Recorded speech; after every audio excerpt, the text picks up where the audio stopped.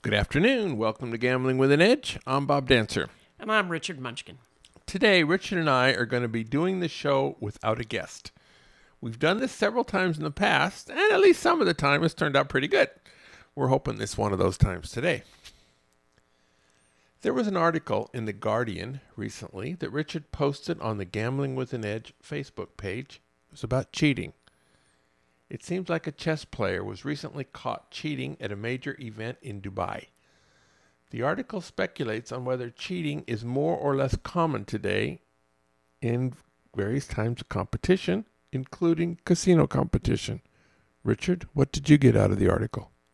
Well, in chess, this has actually been going on for quite a number of years. The advent of, cell phones, the ability of computers to get so small, and the strength of the computers. I saw that one of the best American players, his name is Nakamura, he just recently played a computer program that I think has a chess rating of over 3,300. So he was getting a spot, different types of spots.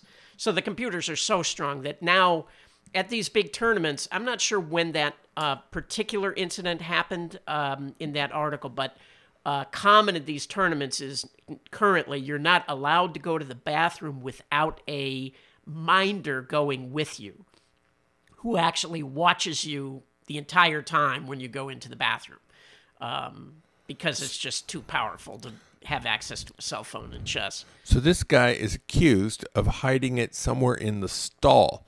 So he would go into the stall and close the door, and then while he was making noises and whatever, would be looking at the computer. Then he would flush, hide it again, wash his hands, and go back and play. Yeah, and I think he was playing Petrosian, very well-known high-level player, and Petrosian noticed that he would make a move and run off to the bathroom, and so Petrosian started moving faster, so the guy was using up this time, and sometimes he would move immediately, so the guy felt like he couldn't run to the bathroom. And whenever Petrosian did that, the guy would make errors. And then when they found the phone in the bathroom stall, the guy claimed it wasn't his, of course, but his game was on the phone. So that part of it was kind of ridiculous. And his Facebook account. Yeah. They were also talking about pub quizzes, which, has become quite a popular sport. My brother does these things a lot. And in Singapore. Well, yeah, but he used to do it in the United States, too. He's incredibly good. Yeah. But I haven't had a chance to ask him yet. But I know they must deal with this. But, in a game like that, it'd be like having use of your phone on Jeopardy or something. Although Jeopardy, the time factor is so much, bigger. So it may not be as good. But... But anyway, so, it makes me wonder, certainly there have been these problems in backgammon, in poker, and it makes me wonder about the future of games. You know what I mean? If games get solved and this ability to cheat becomes so much easier, it makes me wonder about the future of games, unless we start coming up with games that are more about creativity than strategy or something. Well, this article got me to thinking about the difference between being an advantage player and a cheater. Now, APs like to pretend the distinction is black and white. We're always on the white side, by the way. But I think it's a lot more ambiguous than that. Oh, it definitely is, yeah. One current example is the Phil Ivey case involving edge sorting in Baccarat. To most listeners in our audience, since his partner convinced the casino employees at various levels to deviate from the set casino protocol, this made the game very exploitable, and that made what Ivey and his partner did okay. Many casino employees and at least one judge disagreed with that interpretation. And who knows what the appeal in England will be, let alone what's going to happen in the similar case in this country. Things are not so black and white. Yeah, well, So Ivy's appeal just started in London. Yeah. So yeah, we'll be hearing more about that, although they think it may take 4 months before they get a ruling. But there's one distinction I want to make. The word cheat has, at least in terms of casinos, the word cheat has a legal definition. So people will say things like, that's cheating, when it clearly is not. What they really mean is they think that is unethical. So in the United States, for example, people will say, hole carding, that's cheating. Certainly many bosses feel that way. There are even players who feel that way. But it's not cheating. I mean, it's been decided by the courts. In Nevada, not so much by the tribal courts in Michigan. Right. Yes, that's true. The Indians have decided it's cheating. But my point again is that when people say that, what they really mean is they find it unethical. And I find the whole thing interesting, right? I had no qualms playing with a computer prior to the law changing in 1985. So something was legal in 1984 and therefore not cheating, and then the law changed, and then it became cheating. Now, I didn't find it unethical to play with a computer. In other states, the law changed in different years, and but each person has to decide for themselves what they feel like. What is legal is one question, and then what are you comfortable with doing is another question. So each person has to kind of decide for themselves, and I find it interesting that I have one friend who feels that he had no qualms playing with a computer, saw nothing wrong with that, but for him, he would not play a hole card because he finds that unethical. So it's funny to me that each person is going to have their own take on these kind of questions. I mean, I know, video poker players who would not card pull. You know what I mean? Now, yeah, I know what card pulling is, yes. Yeah, right. So, I mean, some people are okay with that and some people are not. I don't know if the law has made a determination there or not. I don't think that's illegal. I don't think it's therefore cheating. Well, about card pulling, it is most player tracking software today eliminates the advantage from card pulling. Well, that's why I used it as an example. I would rather not use an example of something that might still be very exploitable. It's interesting if you look at, say, professional football, the closest thing we've had to an advantage team over the last decade or so is the New England Patriots. And they have been accused of pushing the envelope. Well, they've been accused of cheating, too. Several times, whether it was the deflating or the picture taking, or there were several different instances, or even other running plays too fast, or finding a way to get around reporting in when an end is a tackle or a tackle is an end, that type of thing. If you're an opponent if you're a fan of a team other than New England Patriots, you consider them cheaters. You call their coach Belichick and not Belichick. And this week, when the latest court ruling was Brady's going to be suspended 4 games, brought cheering in New York Jet fan kingdom and Baltimore Ravens and Indianapolis Colts. But the bottom line is they've been the best team, and and most analysts would say Belichick is the best coach. A high degree of success frequently involves pushing the envelope. Yeah, I agree. Yeah. And the incident where they were trying to pick off the opponent's signals, By taking by cameras. Videotaping it, Yes. right? Yeah. I mean, I don't see anything wrong with that. I mean, it's sort of like a hole card. It's your job to protect it. That's why every time you see them on TV, they're holding a card in front of their mouth, right? So people can't read their lips or whatever. Yeah, I mean, I agree. If you're a fan of the other team, you probably hate Bill Belichick, but yeah, he's pushing the envelope. You gotta kind of respect that, I think.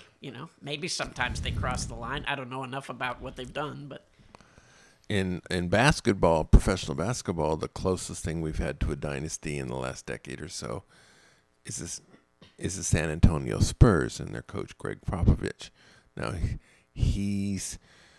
what he does is he rests players during the middle of the year, and the ESPN doesn't like that because they paid a lot of money to broadcast games, and when you have Tim Duncan and Manu Ginobili and Tony Parker sitting out, that hurts the ratings. So, but that's basically all they've been accused of. So, which pales in comparison to what the Patriots have been accused of. Now, there was something about bicycle recently. Oh yeah, in the cheating front, there was just a woman bicyclist who was caught with an electric motor inside the frame of the bicycle, which she of course claimed it wasn't her bicycle. It was the exact same kind of bicycle, and somebody gave her the wrong one. Yeah, which like the phone didn't belong to the chess player. Are we coloring you skeptical? Yes, definitely. I'm coloring me skeptical.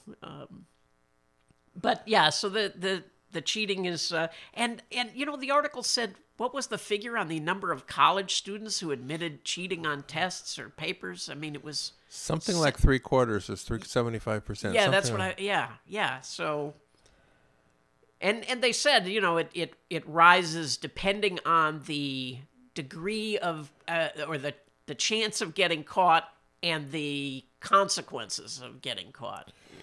Well, that's economists of the Chicago School. That's kind of the Gary Becker school of punishment that was very popular during the 1970s.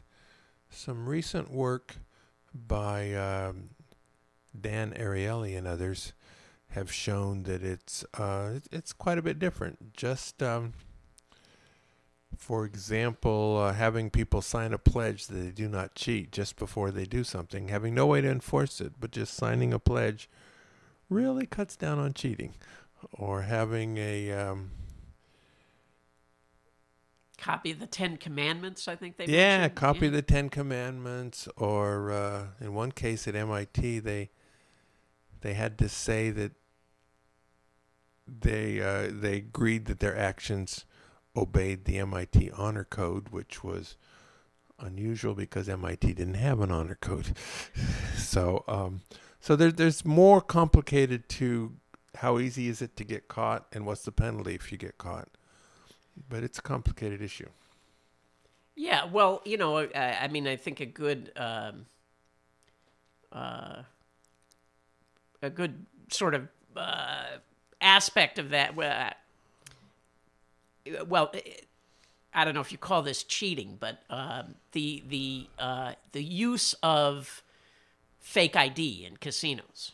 Okay. Right. I don't consider that cheating, but in some cases it's illegal, depending on what kind of ID it is. But again, people that do it, I for one do not, but people that do it take exactly that into the equation. Is what are the chances of getting caught, and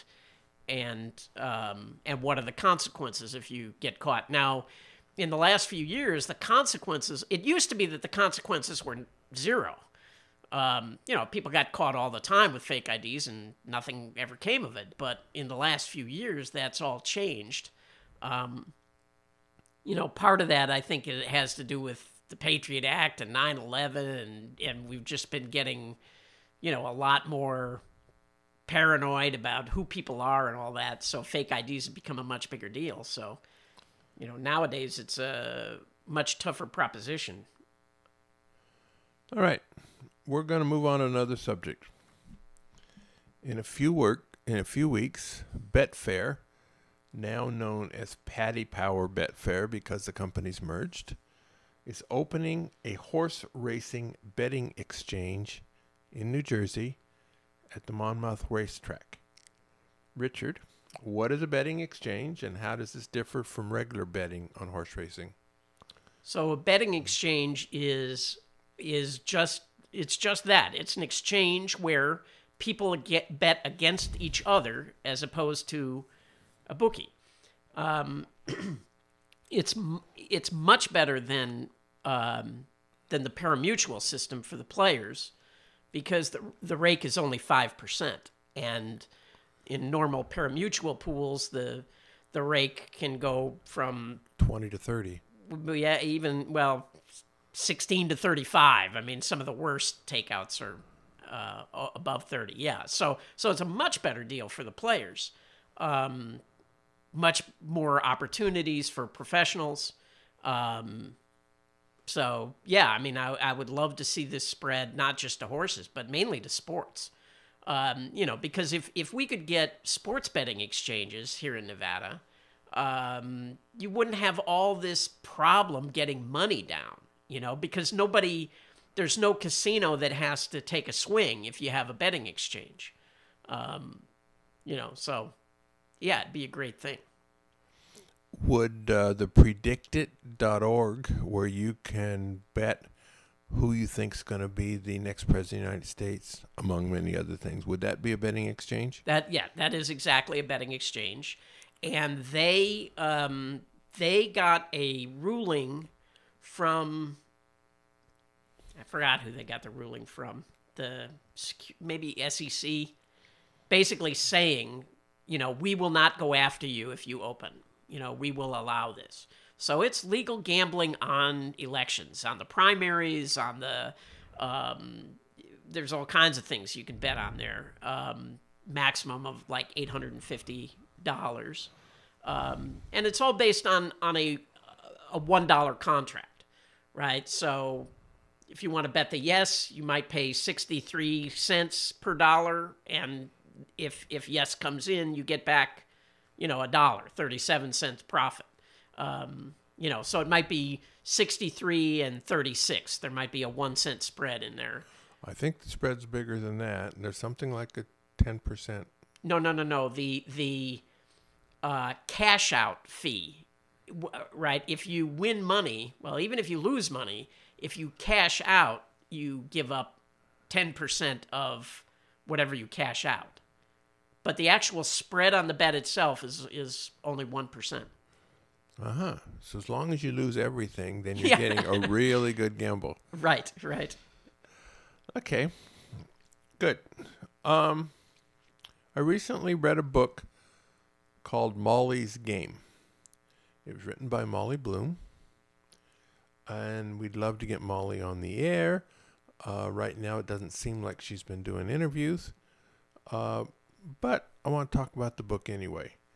I'm not going to cover everything. Because if you think this is a good discussion, you probably should go pick up the book yourself. Very entertaining book. Okay. The story is about Molly running very big poker games, mainly in Los Angeles, later New York. She was a waitress at an exclusive restaurant in Los Angeles, and she was in her early 20s. And the owner of this restaurant, this billionaire, she called him Reardon Green in the book. Now, he's portrayed as a smart, rich, and a son of a bitch to work for. He demands dinner reservations at sold-out restaurants, and Molly learns how to deliver. He buys a stake in the Viper Room. This is a nightclub in the Hollywood area.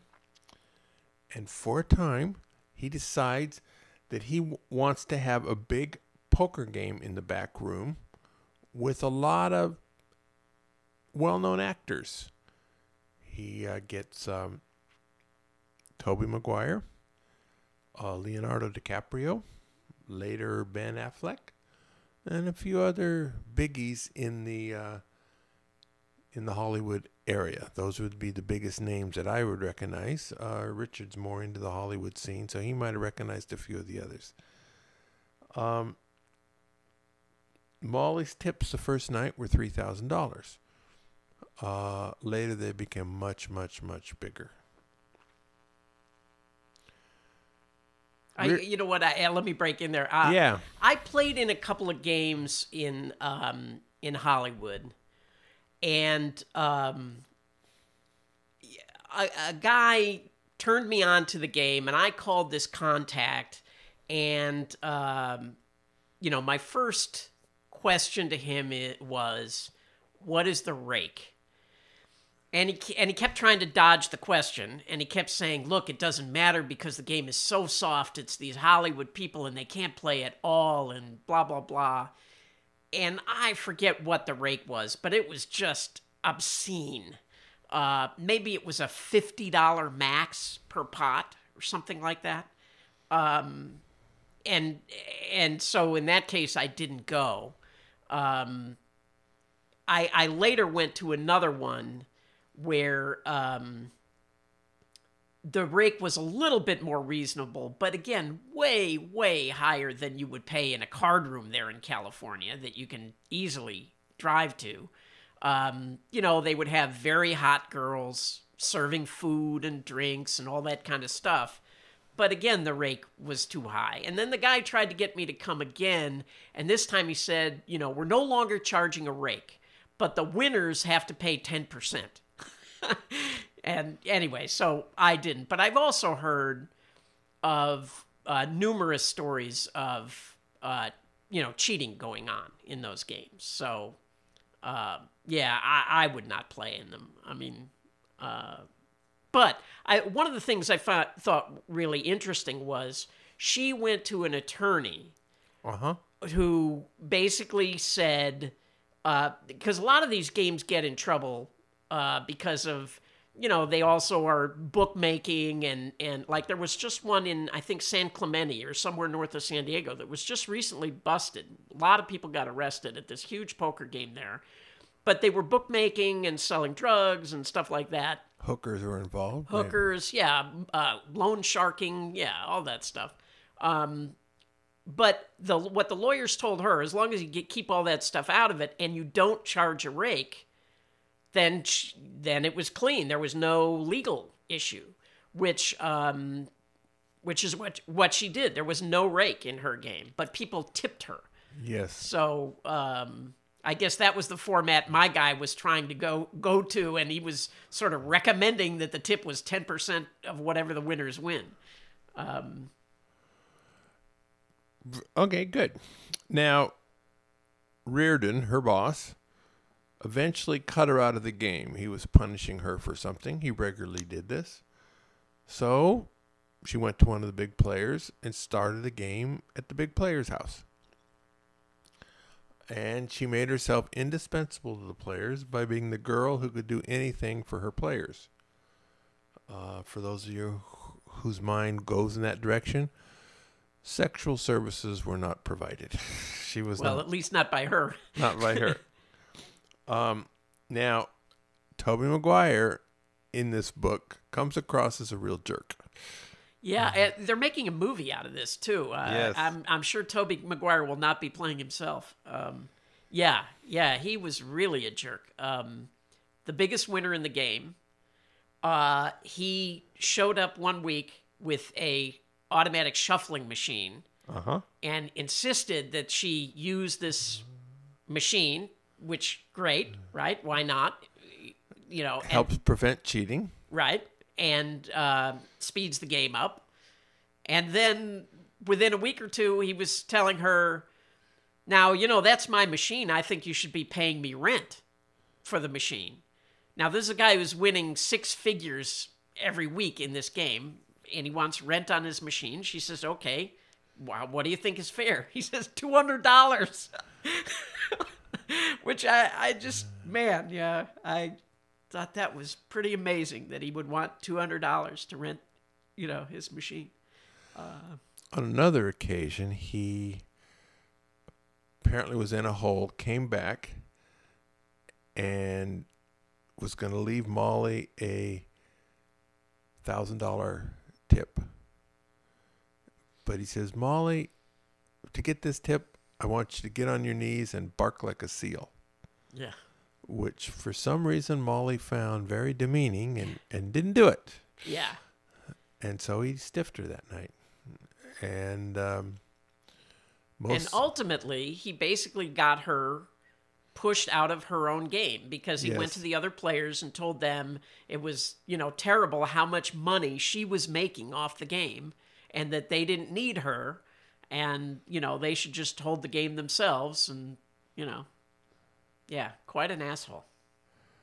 So, eventually she goes to New York, tries a similar setup. They have something called the mob in New York. Had a little bit of issues there, and eventually was forced to do things, and the feds shut her down. She got off relatively lightly, but shut down. The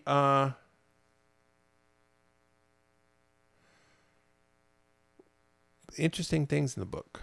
One was, collecting from players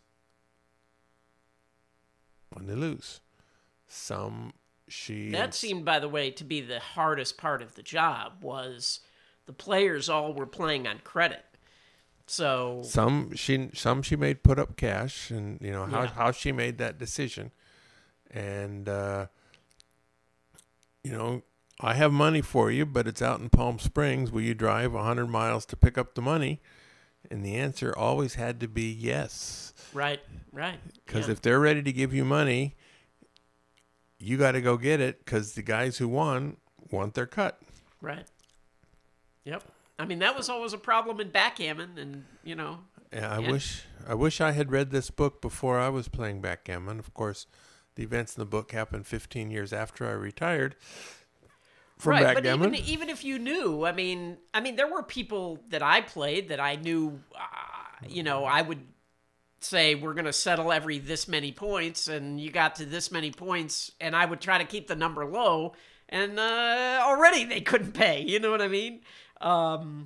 So, yeah, that was part of why I gave up backgammon. I just didn't like the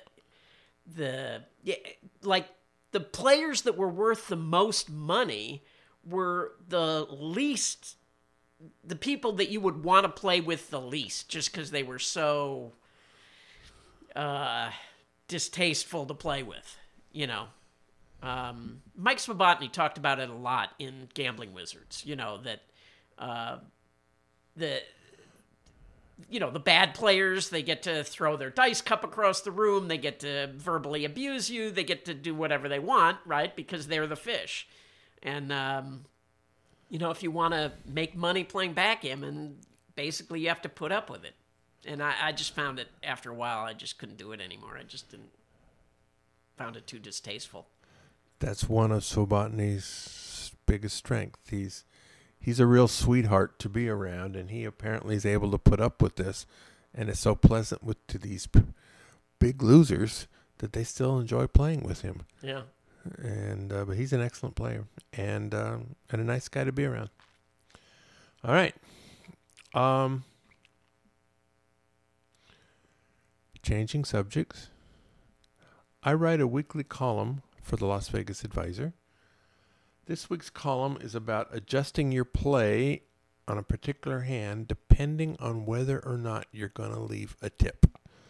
So if you're somebody who tips at least $20 for a $4,000 royal flush, you should play it this way. If you're somebody who doesn't tip that much or more on a $4,000 royal flush, you should play it that way. So, Richard, are there any analogous table game situations where your tipping strategy can determine your playing strategy? Well, I mean, tipping is a really important subject for advantage players, and people have strong feelings about it. Both ways or always? Both ways. Yeah, both ways. There's more than two ways, actually. Yeah. Now, when you're counting cards, your edge is so small that, especially in the beginning, when you're playing small stakes, you just can't afford to tip. You just can't. You're not making enough money to be able to tip anything. And, I mean, even though you might be betting up to $100 or more dollars, if your win rate might only be $20 an hour or $25 an hour. Now, if you have a $100 bet out there and you bet $1 for the dealers, all it does is piss them off more. It doesn't help you. So I think, if you're kind of a small stake card counter, you should just not tip at all. Now, whatever you're playing, though, I think it's important to try to estimate your EV as best you can. And then if you want to tip, think about how much you can afford to tip in relation to what your EV is. But in good games, and by good games, I'm talking about games where you have a really high hourly win rate. Well, those games, basically you're trying to figure out how you can extract the most amount of money out of the casino. And often those games, the dealer can basically just kill the game for you without even realizing it sometimes. So often you want to keep the dealer happy. You need to keep the dealer happy. And part of that is tipping him or her. And sometimes it means having conversation with them or doing whatever you need to do to keep them happy. And it also helps with the bosses and, so yeah, I mean, there's no easy answer. But it's something everyone struggles with. I think some people handle it better than others. But yeah. Yeah, in video poker, the edge is probably smaller than it is in blackjack. And but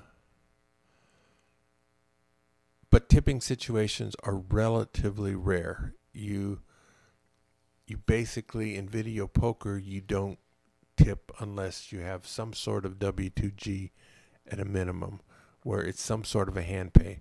Well, some casinos you can get a hand pay for $1,000, but so if you get $800 and there's no hand pay at all, then there's no tipping opportunities. So if you're playing quarters, the biggest thing you can get in most games without a progressive is $1,000, and so there's no tipping opportunities. So you never tip. For dollars, well, there's a royal for $4,000. In some games, you can have aces with a kicker for 2,000s, or some games you get over 1,200, but not many outside the royal. For $5 games, it can get to be every four of a kind or higher, and that's every 400 hands. That's a significant frequency. In the bigger games, it can be, I play at a place called Dottie's, and I wrote about it a few weeks ago, where there you want W2Gs. And I play at stakes where I get W2Gs like every 50 hands. And some players have it in ways that they get them more often than that by playing other variations. But and so how do you handle tipping in that? In Dottie's, I basically don't. In most casinos, I don't tip. The one casino I tip at least $5 on every W2G is the South Point. But the South Point is they also let me teach classes there. And getting the employees upset at me, making a scene in any way that gets upstairs to the bosses. Sure, that would be bad. But is $5 $5 enough to make them happy? Well, on jackpots of 4,000 and less, yeah, because they're also getting it at 1,200. On the occasions when I get dealt something, you get for a $20,000 or $40,000 jackpot, then the tips are larger. But But generally, I make sure they have no problems with me whatsoever, and no scenes. If there's a dispute about a seat or something, which sometimes happens because there's more dogs than bones, I make sure that I'll take the worst of it at the South Point to make sure there's no scene at all. Okay, good. Another writer that we frequently talk about is James Krause. He writes a periodic blog for the Las Vegas Advisor. It's called Beyond Numbers. A recent article is about whether a new locals casino in an area would be an economic revival or a black hole that sucks all the money out of the area. What do you think a new casino would be, Richard? Yeah, I agree with him. I think in most cases, the casinos, those kind of local casinos, turn out to be a bad thing for the neighborhood rather than a good thing. Yeah, it creates some number of jobs, but you see the degenerates in there, day after day, and I think it was better for us as a society when there were fewer casinos. You had to travel somewhere, save up your money, and travel somewhere to go gamble. Obviously, it's much better for me as a player to have casinos everywhere. But I do think that they're probably a net negative on most of the cities in America where they've come. Yeah, here Richard and I live in Las Vegas, where there's, depending on how you define casinos, do you include Dottie's? There can either be 30 or 150, depending on how you define it. But you can find some place to gamble everywhere. Yeah, and people that move here, they learn, right? They blow their money for the first year, and they learn either not to gamble or a lot of them move out of town, because they can't control themselves. So, but it does seem like everyone goes through that learning process, when they move here, learning to handle gambling one way or another. Yeah, gambling when you live here is not nearly as exciting as it is for a 3-day weekend twice a year. Right. Let me talk about our sponsors. South Point has more than 10,000 games, returning more than 99%. This is more than anybody else has. Big promotion this month is the $600,000 April showers. Every night, April 1st to April 30th at 8:15, one person's name is going to be called for $10,000. That person has 4 minutes to show up, or they end up getting $500 in free play. Another name is called. Eventually, somebody's going to get the $10,000, and a total of 20 people will get $500 of free play. They have a week to collect it.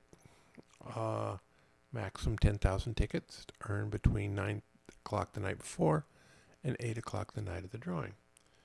The barrel is emptied after each drawing. Now, this Saturday, April 30th, is the last day of the promotion. There has been at least an extra $30,000 in free play, which means at least 60 people. So they earned it, but they did not collect it within a week. Well, Mr. Gone has this philosophy that if he advertises $600,000 giveaway, he's going to give away $600,000. So this Saturday, they're going to give away all the extra money that hasn't been collected. So it's going to be at least $30,000.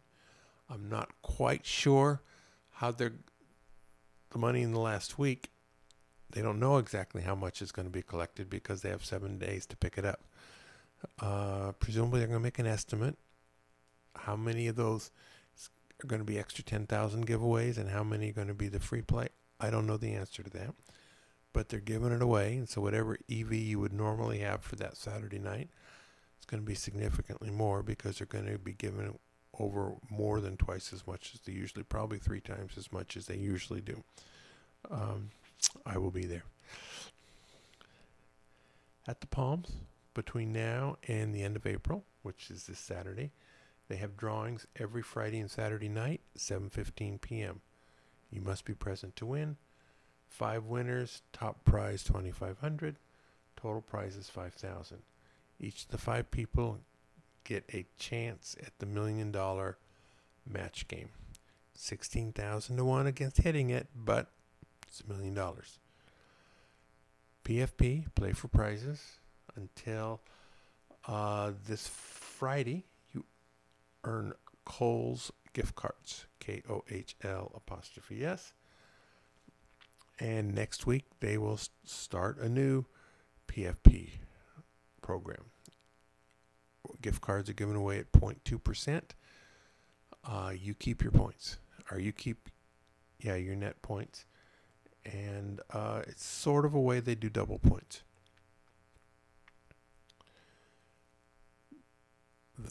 The Sundays in April, there's no more, but tomorrow, Wednesday the 27th, is double point day. So that's a way you're actually including the Kohl's gift card is like triple points. There's no limit on the number of points you can earn. Videopoker.com is the best place to play lots of games.